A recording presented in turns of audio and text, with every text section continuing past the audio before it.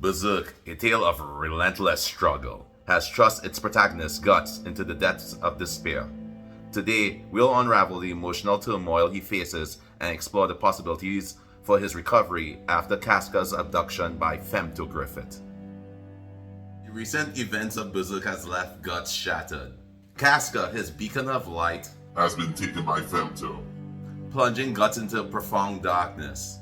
As Gut plunges deeper into darkness, we are witnessing the effects of the brand of sacrifice. The brand of sacrifice is a haunting reminder of the sacrifice made by the band of hawks. This brand also acts as a haunting reminder of Guts' sacrifices.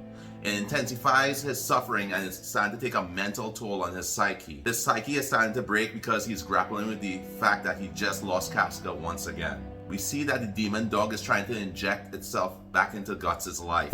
It has stayed hidden for a long period of time, and now that Guts' psyche is at the brink of being broken completely, the dog has re-emerged to try to take over Guts' body.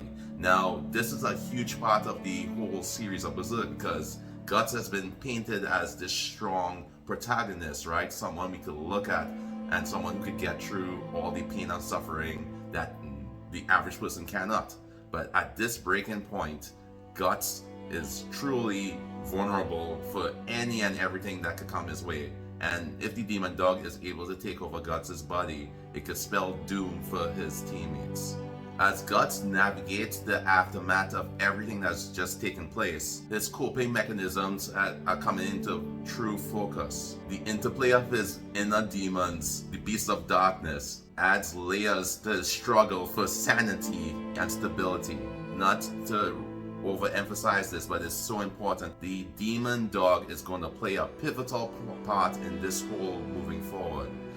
Whether Guts defeats whatever inner beast he has to defeat in order to gain the powers and the abilities of that beast, or whether he succumbs to the inner beast, Beast of Darkness adds layers to his struggle for sanity and stability. And we're seeing this play out right now.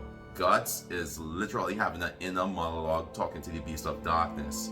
Now, if Guts is able to somehow keep the beast away and actually even gain the upper hand, he may gain new powers and abilities.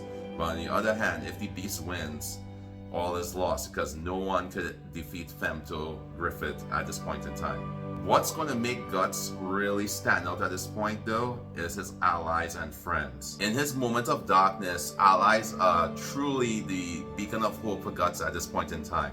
Relationships with characters such as Farnes, Serpico, and Ishiro may play a pivotal role in his journey towards recovery.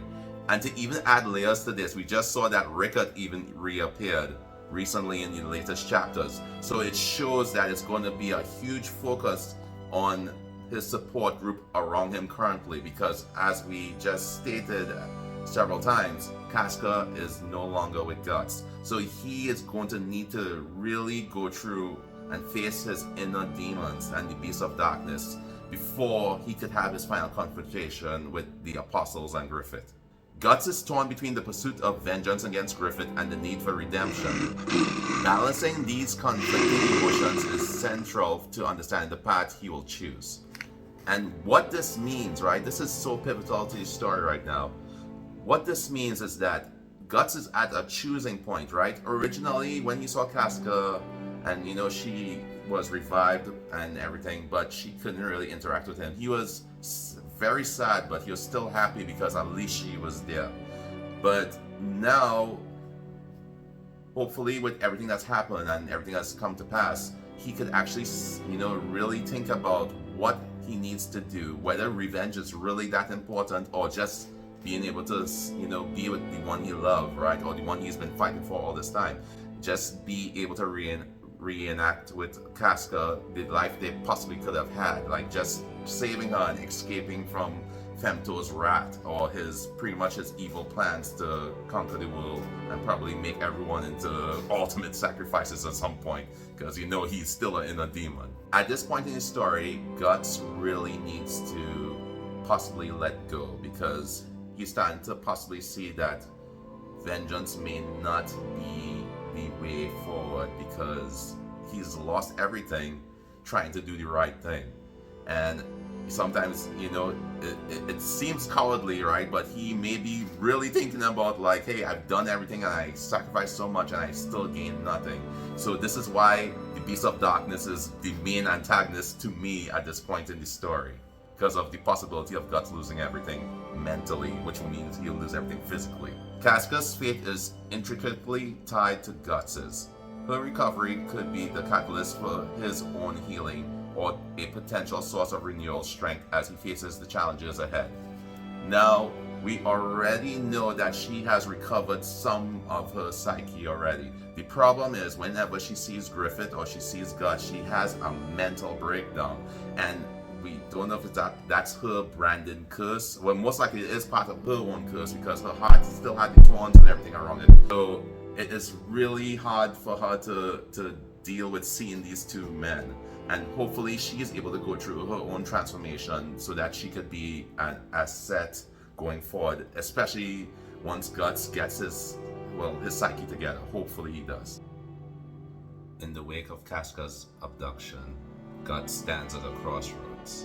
Can he rise from the depths of despair, or will his own darkness consume him? The Future of Berserk holds the answers, and it promises a journey of redemption, resilience, and the unyielding spirit of Guts.